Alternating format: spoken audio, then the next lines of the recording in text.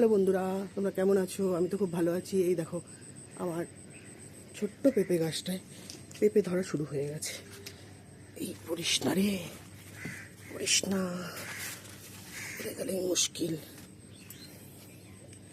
এই দেখো ছোট্ট পেঁপে গাছটায় যে পেঁপে ধরা শুরু হয়ে গেছে, আর ওগুলোতেও ধরছে।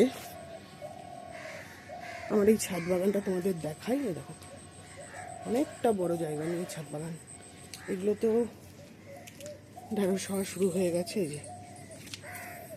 এই দেখো এটাতে হয়েছে, এটাতে ফুল আর ঢেঁড়স একসাথে দেখাচ্ছি। যেটা ঢেঁড়স আর এই দেখো তার ফুল, দেখেছো কতগুলো ডালপালা ছেড়েছে একটা গাছে, দেখেছো?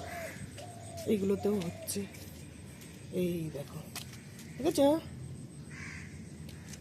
আর ফুল তো হয়েই যাচ্ছে, গাঁদা ফুল।